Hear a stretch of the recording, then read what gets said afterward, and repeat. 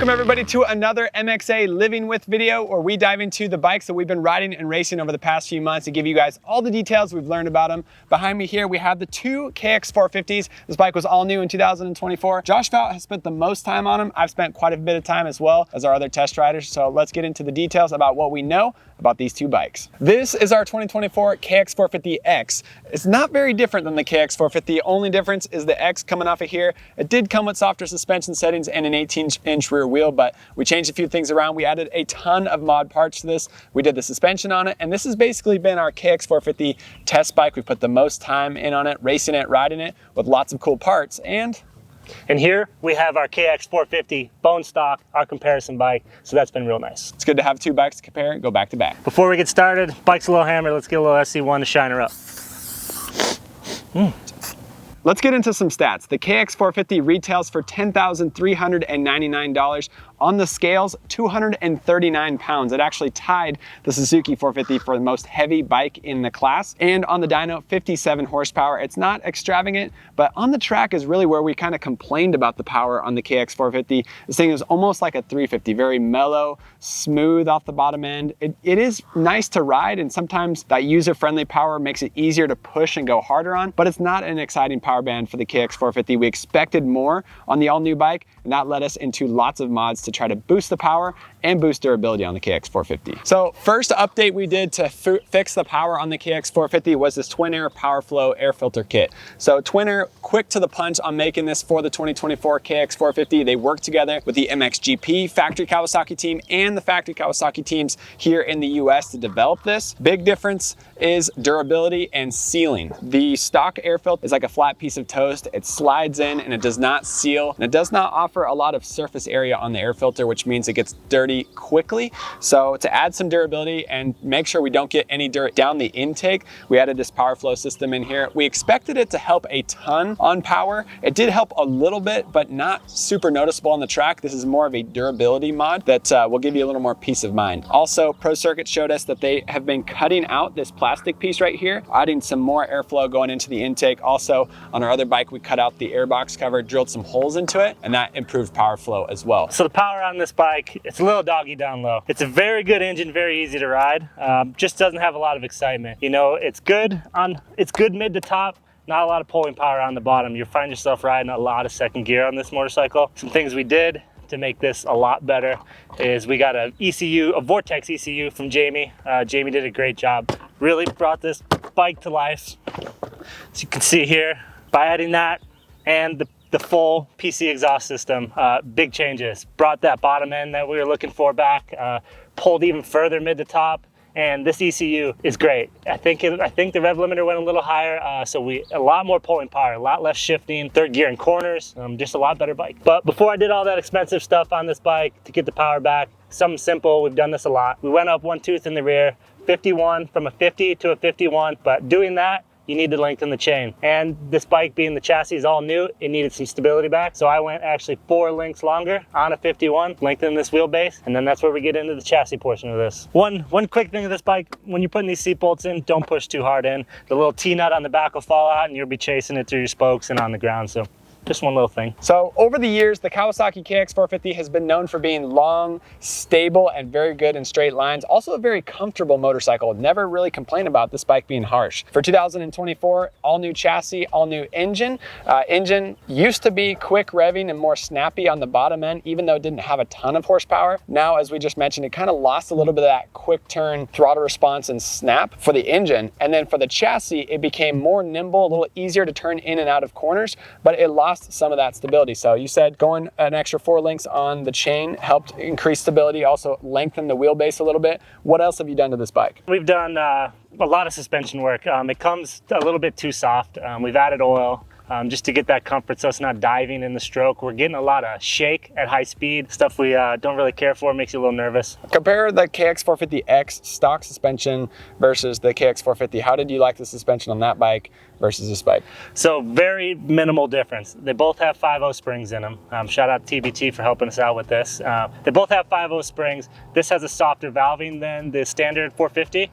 I actually prefer the valving in this. I went up one spring rate on one side, a 5.2 kg, I believe, on that one, and 390 cc's of oil. Other than that, I really like the initial feel of the valving on this. It's really plush, really easy to ride. You know, the Showas are known to be a little more of a performance fork, so they're stiffer.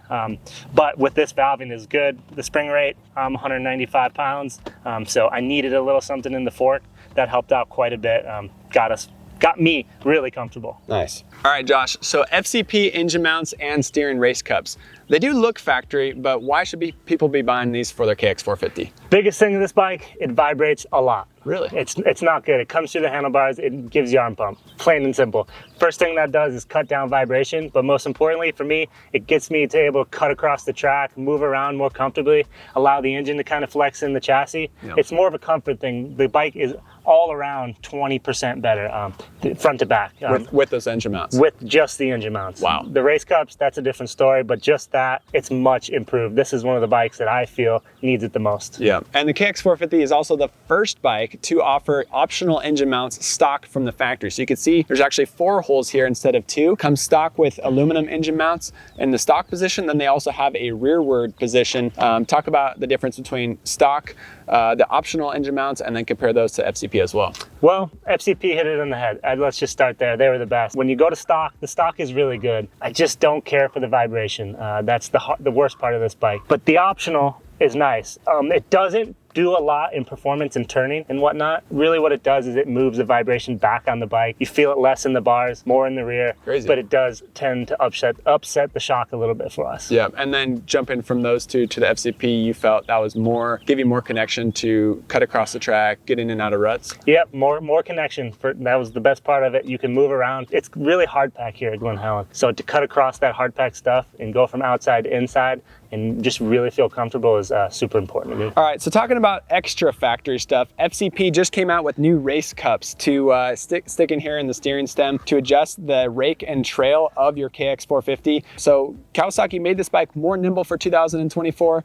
Overall, stock suspension settings are good for novice and vet riders, a little bit soft for pro and intermediate riders. The handling of the bike, we do like how it can turn in and out of corners, but what did these race cups do for you? You liked it raking it out, making it a little more stable? Yeah, so what it does is it brings the front end out, it rakes it. It's not an offset like we've talked about in the past, and it brings that stability back. It gets rid of the shake we don't like. It's a much more comfortable feel. It is an expensive part, but it does a really good job. Yeah, and it's also not super easy to change out. Have you messed with Chris a couple times? Yeah, Chris and I, we've gone through 3 different times of this, just performance and checking to make sure things are working right. Yeah, nice. It's a process, but it's well worth it. All right, we also have some Luxon bits hiding underneath the bar pad here. Josh, what did these do?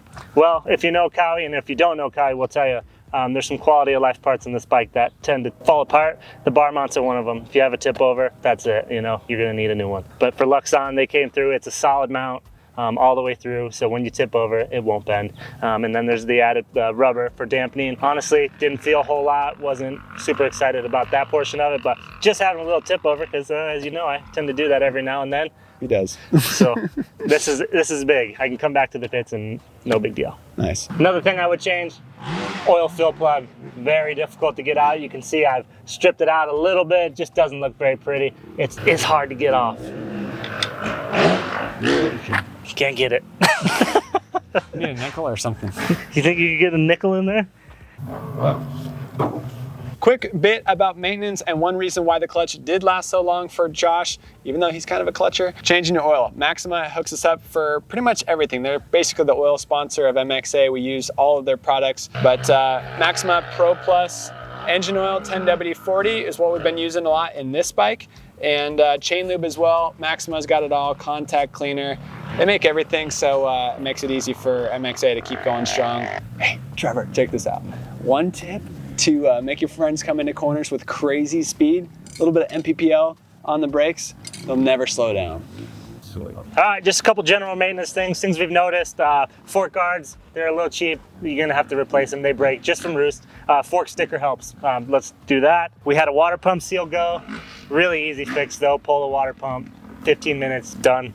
Other things, chain guides. Chain guides wear, we lost it at 14 hours. So upgrade to TM Design Works or your favorite, something like that. The switch. just from roost, blew off the top. I was a little worried power washing it. As you know, this looks very similar to a Honda switch, which doesn't tend to like water. So you got to pay attention to that. It's just little things here and there, no big deal, but you know, just things you need to look for. Some other surprises is the clutch plates. Generally, I would change this maybe every 10 hours. I did a 10-hour change. It was good, left it in, got 15 hours. So whatever they've done to these clutch plates is much improved, or in the entire engine to kind of get oil flowing. Yeah, it's good stuff. So Acerbis is our go-to for getting new fork guards for the KX450 and KX250 models. It's always embarrassing and tough when your fork guard breaks, so Acerbis helps us out there. Also, front number plate. It's got the Raptor 2, which wraps around the front of the triple clamps here. We ride at Glen Helen a ton, and triple clamps, forks, front number plate, they get beat up bad, as well as the fork guards. So thanks to Acerbis for that. Also, you ran their hand guards on your KX450X too, right? Yep, I choose Acerbis hand guards every time. I'm just a hand guard guy. I like them. I like the way they look. It feels good. We do a little bit of off-road here and there, so it's positive. Another little thing, I really appreciate these little rubber ties they use. Very similar to a KTM. It's really soft, kind of saves your electrical. No zip ties, easy on and off. You can save them. As always, we got to add the Works Connection hole shot device. 130 mils, works great here at Glen Helen. When we got this bike, the only person who had a skid plate was Works Connection. It's rubber mounted. It is aluminum, so you won't get that chassis bind.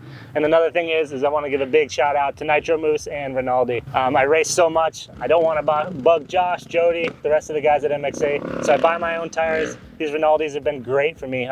Look into those. And then if I didn't say it already, Nitro Moose. I run them front and rear all the time, no matter what. All right, so overall, 2024 Kawasaki KX450. Yes, we had a lot of maybe cons and some negative things to say about these bikes, but that's only because we want you guys to know exactly what you're getting before you buy it, or because we want to help you, if you already own a bike, know what to look out for and what to upgrade on your KX450. We do appreciate the new bike. We appreciate Kawasaki letting us have two of them, a regular stock KX450 and the KX450X that we modded the suspension on. Josh has been swapping the 19-inch rear wheel back and forth between the two bikes depending on where he's racing and what he's doing on it. He's going to be racing Red Bud in a couple weeks at the Amateur Day. I'll be racing the National, and he'll be riding our KX450X. So thank you guys for watching this video. Also, thanks to Maxima for supporting this video and bringing you guys more content about the bikes that we are living with, riding with, and racing with every single weekend. Thanks to this guy for spending his own money, driving up and down to Glen Helen every day to come ride with us. And we'll see you guys in the next video. You, Red Bud!